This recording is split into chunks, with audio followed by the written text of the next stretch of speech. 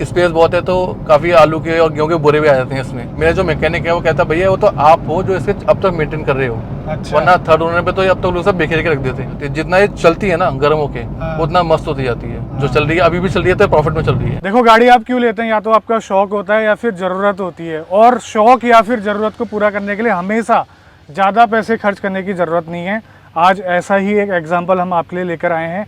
आज हमारे पास आए हैं अनुज जी। अनुज जी बहुत बहुत स्वागत है आपका। नमस्कार अभी जी। अनुज जी के पास एक ब्रेजा है। हम इनकी ब्रेजा के बारे में बिल्कुल भी बात नहीं करने वाले हैं। इनके पास 6 साल पहले एक खरीदी गई गाड़ी जो कि इनकी पहली कार थी। इन्होंने अपना शौक तो पूरा करा उस गाड़ी के साथ साथ में अपनी ज़रूरतें भी पूरी करी और आज की तारीख में पैसा भी वसूल लिया है। आप फ्रेम में देखिए वो कौन सी गाड़ी है। फ्रेम में गाड़ी है हुंडई की एसेंट। आप सोच रहे होंगे कि यार इतनी आउटडेटेड गाड़ी को लाने का मतलब क्या है। ये एक टाइप की इन्फॉर्मेटिव वीडियो होने वाली है। उसमें आपको ये पता चलेगा कि आप कम खर्चे में भी अपना जो है शौक और ज़रूरतों को पूरा कर सकते हैं। इनकी स्टोरी क्या रही वो काफ़ी इंटरेस्टिंग है, वो जानने की कोशिश करते हैं और चलाते चलाते गाड़ी में बात करेंगे। आ जाइए। देखो इस गाड़ी के अंदर हम आ चुके हैं। उतना ज्यादा स्पेस नहीं है लेकिन उस टाइम की ये लग्जरी गाड़ी हुआ करती थी, है ना। इसको स्टार्ट करते हैं और अच्छी बात ये है कि ये सीएनजी में है। मुझे एक बात बताइए अनुज जी, आपने ये कितने की ली थी और उस टाइम पे कितने हजार किलोमीटर चली हुई थी? सर मैंने गाड़ी 1,30,500 की ली थी। मीटर में 72,000 चली हुई थी, बट रियल में 1,24,25,000 थी। आपको पता कैसे चला? आप तो फर्स्ट टाइम बायर सर वो होता सर कि जब गेट खोला था ना तो वो इसकी वो कहती है अलाइनमेंट, तो वो चिट लगी हुई थी साइड में, तो हटाना भूल गया डीलर। अच्छा, मतलब आपको मीटर बैक करके दी थी गाड़ी। लेकिन वो डीलर अपनी ट्रस्टवर्दी है, नियर बाई रहता है हमारे मार्केट में, तो उनका तो साहब ले जाइए, मैं बैठा हूँ, कोई दिक्कत नहीं आएगी। देखो आपकी ये फर्स्ट कार है, आपको इस गाड़ी से काफी लगाव है, तभी आप जो है अपना एक्सपीरियंस शेयर करने के लिए हमारे पास आए हैं जी। और साथ के साथ हम आपसे जानने की भी कोशिश करेंगे कि इसमें ओवरऑल आपने कितना खर्चा करा और उस खर्चे के हिसाब से 6 साल में उस पैसे को वसूल किया है या फिर नहीं किया है इसने। मेरा मानना यह था कि मेरी पहली गाड़ी थी और मुझे लकीली लग्जरी गाड़ी मिल गई। फर्स्ट टाइम गाड़ियाँ से ज्यादातर लोग अल्टो लेते हैं या सेंटो लेते हैं, तो ड्राइविंग का शौक मुझे है, तो मुझे अच्छी लगी, मैंने ले ली, परचेस की। अच्छा। उसके बाद इसमें कुछ कमियां आने लगी, मतलब काफी टाइम बाद आने लगी मेजर कमियां, जैसे कि उसके 2.5 साल बाद इसका इंजन हाफ इंजन की रिक्वायरमेंट आने लगी। हाफ इंजन में क्या क्या हुआ है सर? इसका इंजन खोल के पूरा इंजन खुला था पूरा, इसके रिंग्स चेंज हुए थे। ओनली रिंग्स, पिस्टन नहीं, वो ठीक थे। तो वो सारा रीअसेंबल हुआ जिसमें मेरा लगभग 8,500 से 9,000 रुपये खर्चा आया। अच्छा।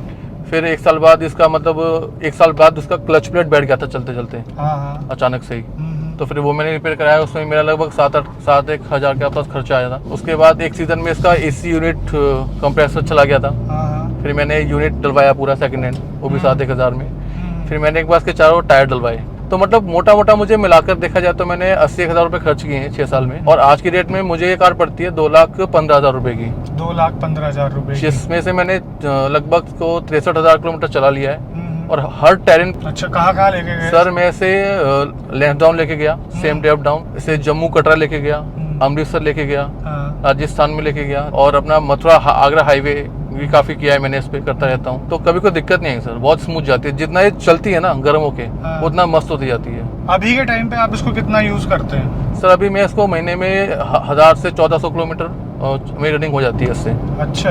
बाकी मैं बाइक वगैरह यूज कर लेता हूँ। और ब्रेजा? सर ब्रेजा मैंने लिया सिर्फ और सिर्फ लॉन्ग ट्रिप्स के लिए। अच्छा। दिल्ली में चलाओ तो ऐसा लगता है पेट्रोल का खून कर रहे हैं हम खुद ही अपने उसे खड़े खड़े जाम में, तो मैं सिर्फ उसके लॉन्ग ड्राइव्स के लिए रखता हूँ। अच्छा, आपको डर नहीं था कि आप सेकंड हैंड गाड़ी लेंगे और पहली गाड़ी का एक्सपीरियंस मेरा खराब हो जाएगा, ये सब डर नहीं था आपके मन में? सर डर तो था, लेकिन उस टाइम नई नई जॉब लगी थी, पॉकेट भी नहीं थी और मन भी करता था लेने का, तो ले लिया। बाकी कार के बारे में थोड़ा इंटरेस्ट था तो थोड़ा बहुत पेन लेने को मैं तैयार था। बाकी इस कार ने मुझे काफी कुछ सिखा दिया है। अच्छा। कैसी दिक्कत होती है कार में, ओवरऑल इंजन क्या होता है, और आपकी वीडियोस देख के सर मैं बहुत कुछ सीख गया हूँ, सारी वीडियोस देख के कि सेकंड हैंड लेते वक्त क्या क्या चीजें देखनी चाहिए, नहीं देखनी चाहिए। देखो बात ये है कि इस गाड़ी का हम एग्जाम्पल लेके चल रहे हैं, ऐसा आप मान के चलो, लेकिन गाड़ी कोई भी हो सकती है, आप अपनी जरूरतों को पूरा कर सकते हैं उससे कम दामों में खरीद कर, है ना।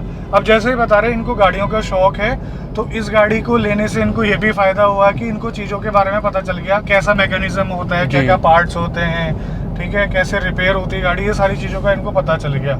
और मुझे एक बात बताइए, ये स्टीयरिंग में जो ये कवर है ये कहाँ से लगाया? सर ये ट्रकों में होता है। सर इसकी कहानी ये थी, बचपन में हम गांव में ट्रैक्टर वगैरह काफी चलाते थे, कार भी मुझे वैसे सीखी मैंने, तो उस पर ये होता था। अक्सर गाँव में आप जाते हैं तो उस एरिया में आपको देखने को मिलेगा।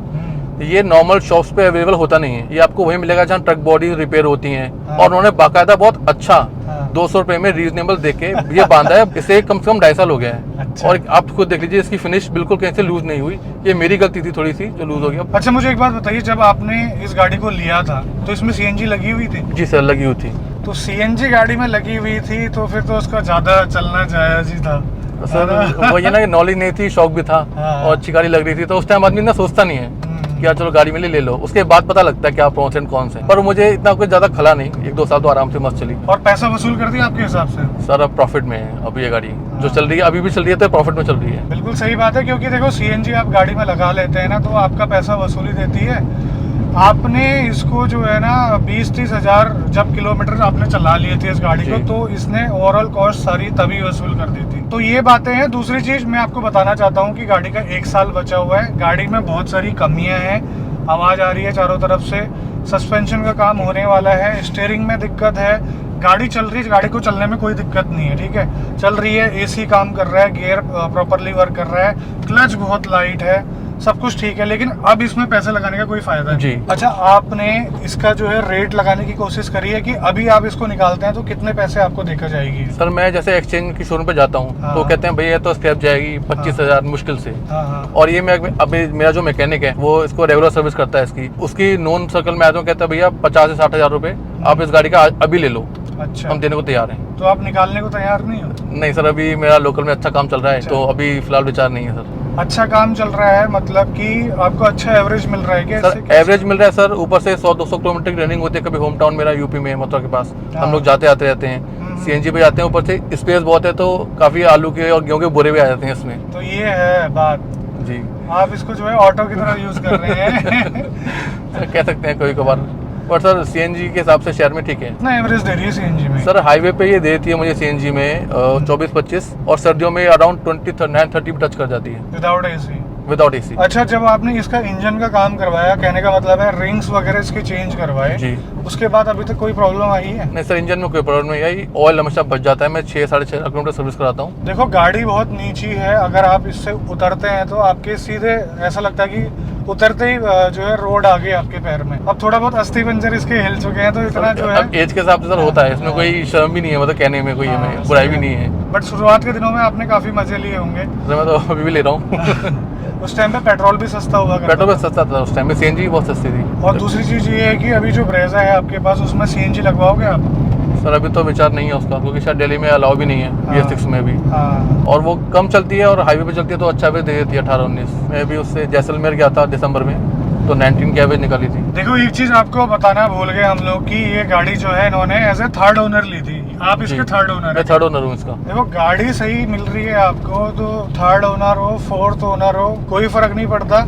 ये फोर्थ ओनर भी होती, फिफ्थ ओनर भी होती, आपका इतने साल निकाल देती तो क्या ही फर्क पड़ता, आपको तो जी। स्क्रैप में ही स्क्रैप में निकालनी निकालनी है सर। है ना। लेकिन बात यहाँ पर ये है कि इनको ठगा गया था इन द सेंस कि मीटर बैग वाली गाड़ी मिली थी इनको, खर्चा करा था इनने, खर्चा जो है 8,500 का हुआ था, जो कि इंजन का काम करवाना पड़ा। आप बता रहे थे कि आपको ऑल्टो मिल रही थी? मैं ऑल्टो लेने गया था। अच्छा। पहली गाड़ी आदमी ऑल्टो ही खरीदता है सेकंड हैंड, तो वो मिली थी 1.20 में।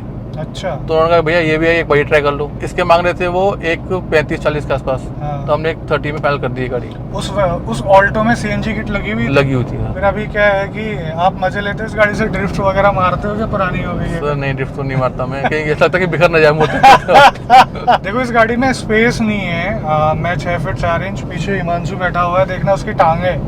हिमांशु की हाइट है 5 फीट 7 इंच, और इसका स्पेस मेरे को पता है किसके बराबर लग रहा है? सीधी सी बात मैं आपको बताऊंगा, इओन के बराबर लग रहा है। इओन से थोड़ा सा ज्यादा होगा। इओन में ना जैसे मैं बैठा होता था उसमें इतना ही स्पेस बचता था, मतलब थोड़ा सा ज्यादा हाइट का बंदा बैठ नहीं पाएगा। अभी भी इसको भी थोड़ा सा ऐसे बैठना मुझे भी दिक्कत आती है, पीछे बैठते नहीं मैं कभी। पीछे क्या बोरियां रख के लाते हो? नहीं सर, पीछे मतलब सिस्टर बैठ जाती है, फादर बैठते हैं, तो उनकी एडिट नहीं है तो वो एडजस्ट हो जाते हैं। स्पेशल काफी है सर, डिग्गी में मतलब 50-50 लोग के 2 बोरे आ जाते हैं, अपना एक्स्ट्रा लगेज भी आ जाता है। अभी क्या है कि जब शुरुआत में मैं इस गाड़ी में बैठा था थोड़ा सा मेरे को अटपटी सी लगी थी, अब जो है मेरा हाथ सेट हो गया, मैं बड़े प्यार से चला रहा हूँ। सब कल चलाना, अब हो गया ब्रीजा फेल है इसके आगे। क्या बात कर मैं कह रहा हूँ ना, जितना ये चलती है ना इंजन, उसका वार्म अप होता है, सारे पार्ट ले जाती हुई जाती है। देखो कल तक ये ब्रेजा को फेल कर देगी, अगर आप इसको लॉन्ग ट्रिप में ले जाए 500-600, फिर तो ये फरारी को भी फेल कर दे। बिल्कुल सर, मेरे घर वाले कहते हैं कि इतनी दूर नहीं जा पाएगी, जरूरत नहीं है। अच्छा। लेकिन देखिए वो भी हैरान हो जाते हैं कि मस्त गई, मस्त आई। इसका जो गियर है ना, काफी यार अच्छा लगा मुझे, इसकी शिफ्टिंग ना।